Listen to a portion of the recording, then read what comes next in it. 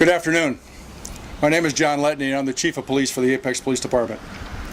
My purpose today is to provide you with information regarding the incident in the Dogwood Ridge neighborhood of Apex, North Carolina, that occurred on April 25th.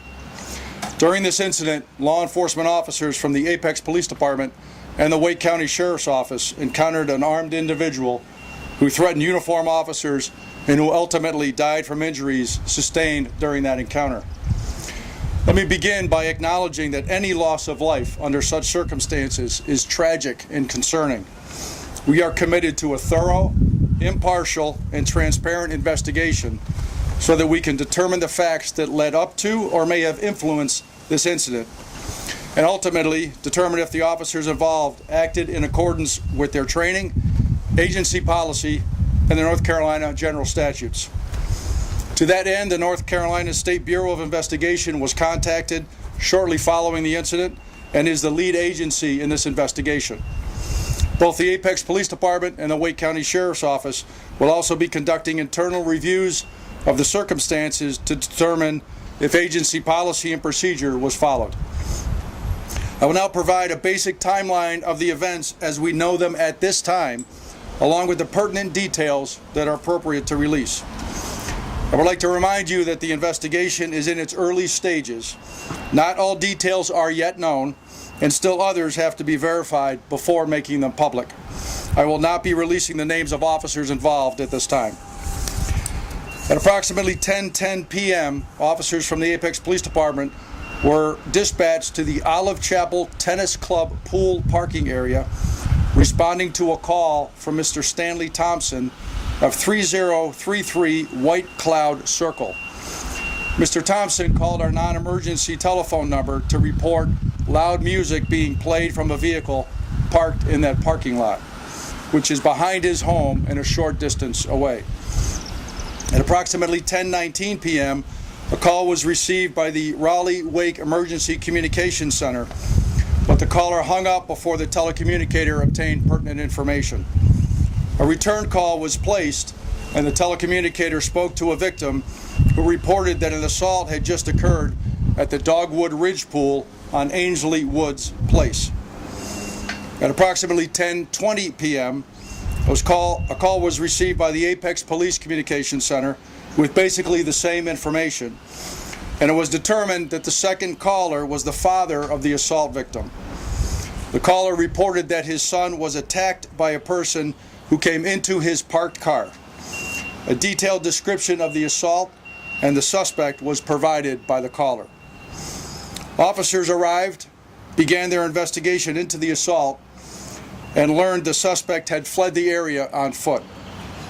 A canine from the Wake County Sheriff's Office was called to assist and track the suspect's scent to the area of White Cloud Circle, where at about 10:27 p.m. the scent was lost close to the entrance doors of the townhomes.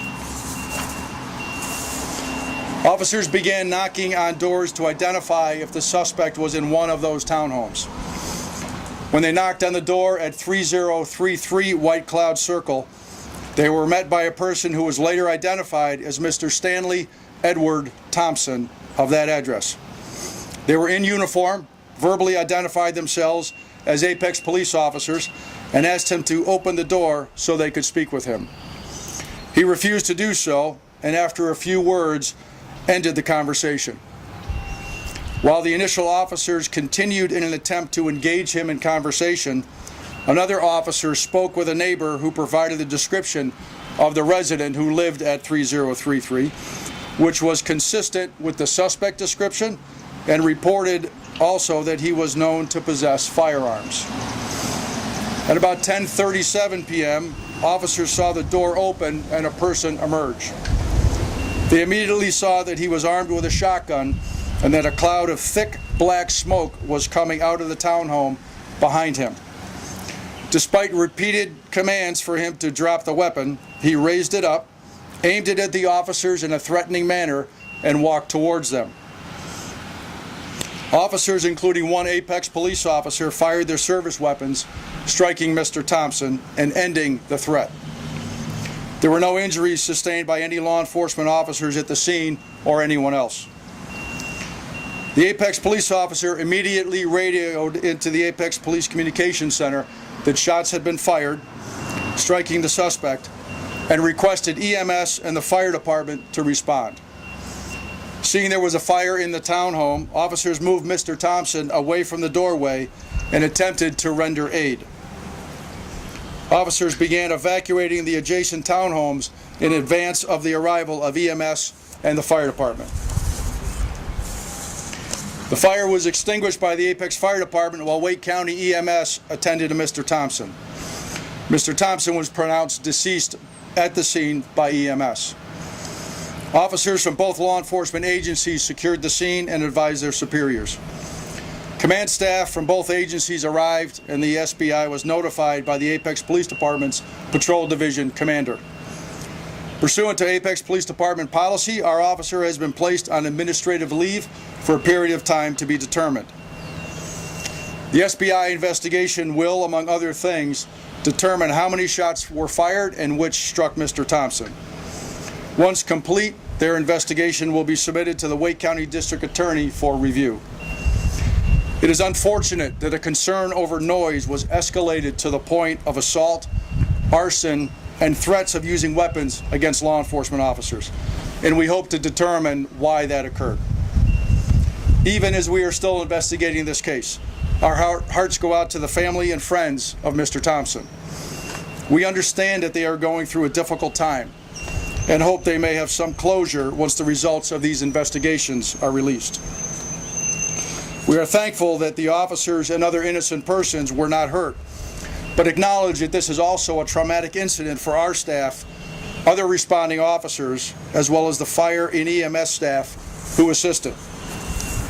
Law enforcement officers are trained to use force only when reasonable and necessary and seek to preserve life wherever possible. This was not an outcome anyone sought, and we remain concerned for our officers, our public safety partners, and the community at large. We have begun our process of providing critical incident stress debriefings, as well as assisting the officers and other responders, and conducting an administrative review of the response. Following this media briefing, we will be releasing related phone calls received by the Apex Police Department Communications Center, as well as Apex Police radio traffic that have been determined to be a public record.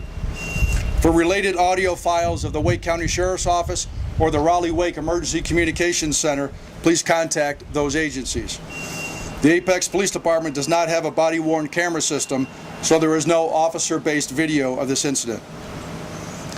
As an internationally accredited law enforcement agency, the Apex Police Department stands by our mission, vision, and values to provide professional public safety services as we protect and serve our community.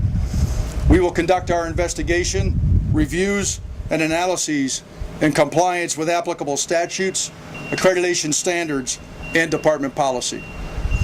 Again, I remind you this is preliminary information, and there are many steps in the investigation that still need to take place.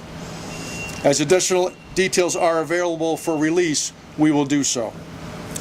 Thank you for attending.